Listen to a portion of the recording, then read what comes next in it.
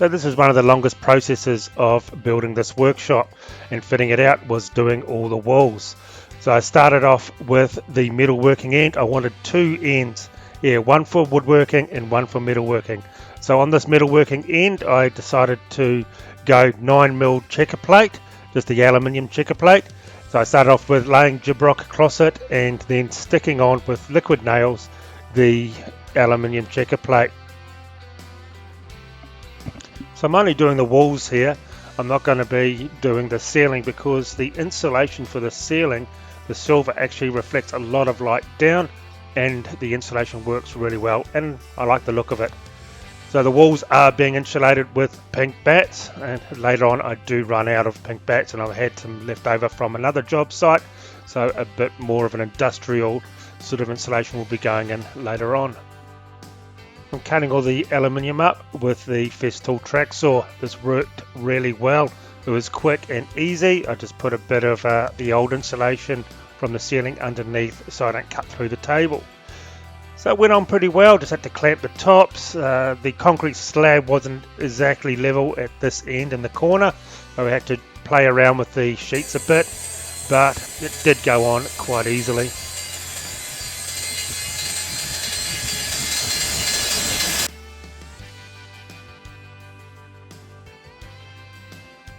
Here's the first column I've done. I used some liquid adhesive. I'm really happy with the way it came out. I will be putting a metal corner angle on the edges just to take the sharpness away and to tidy it up.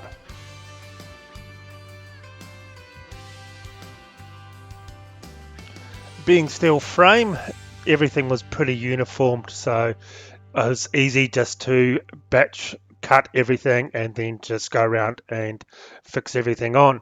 And doing the door here, I wasn't too sure what to do with the door. It's pretty ugly, so I decided to cover that in an extra sheet of aluminium, and I think it came up really good. The contrast with the timber walls, as you'll see later on, looked really nice.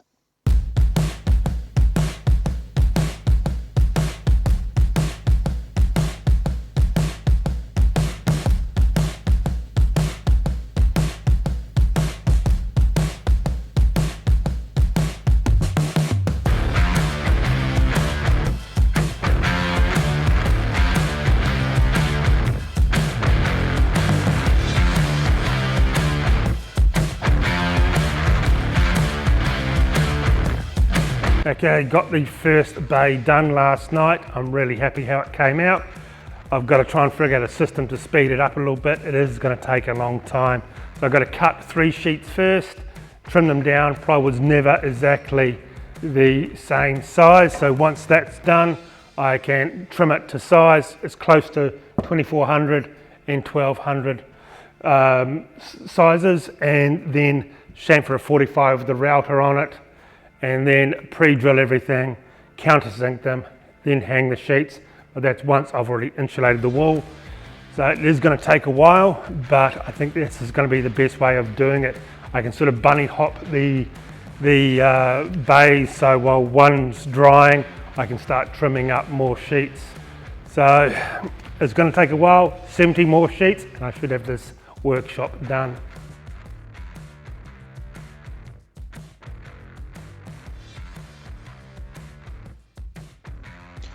And if you like the sort of videos and the content I'm making, please go and subscribe on this channel. Hit that subscribe button down below and give this video a thumbs up.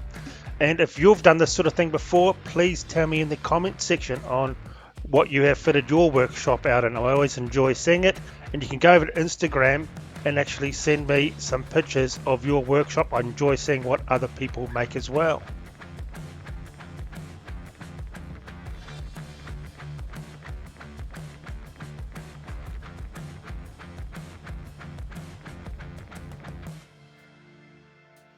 So I was lucky this 9mm plywood was pretty easy to lift by myself. Didn't have much hassle with it at all, and by the end of it I only had a couple of bad cuts, but it was all good. I could repurpose those for other areas.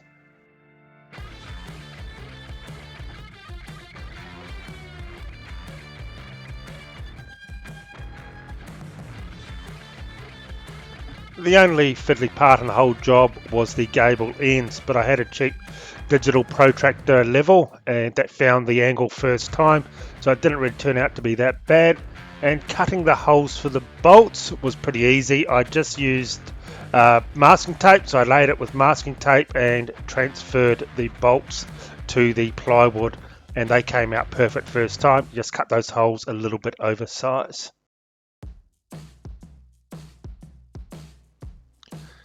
And there's the leftover insulation from another job.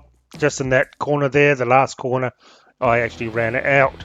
So between all the butt joints of the boards, I just used some timber framing to give it a bit of support, and that worked well.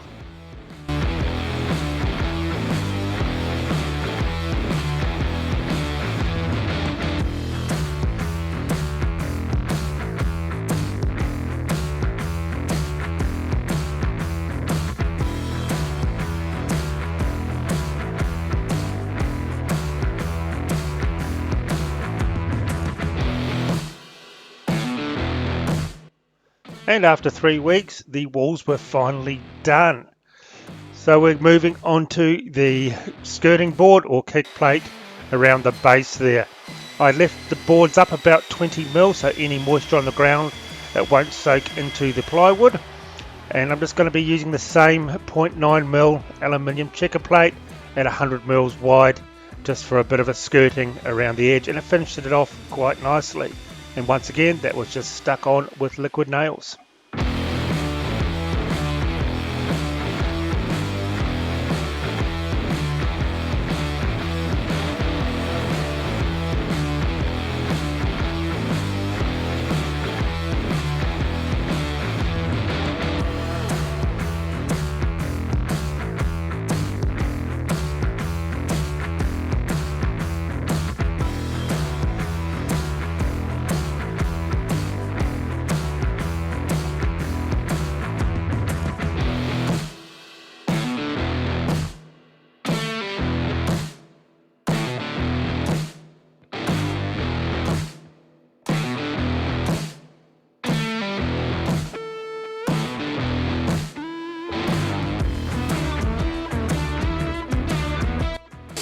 And the last thing to do was to put on the black trim. So I spray painted some 20 by 20 by 3 mil angle iron and just connected that once again with liquid nails.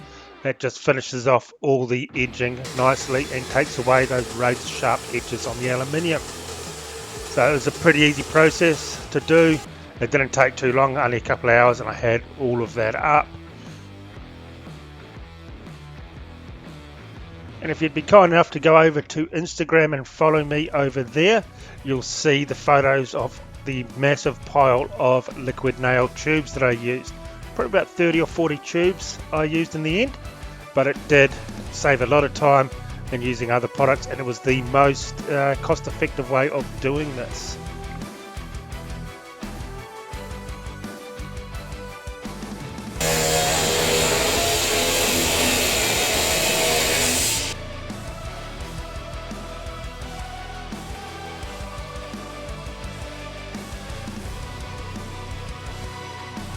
And there we have it, guys. It is all done, and I couldn't be happier with the way this came out.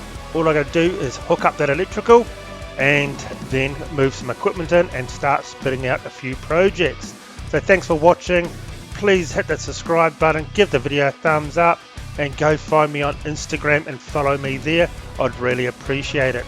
So I'll see you guys on the next video.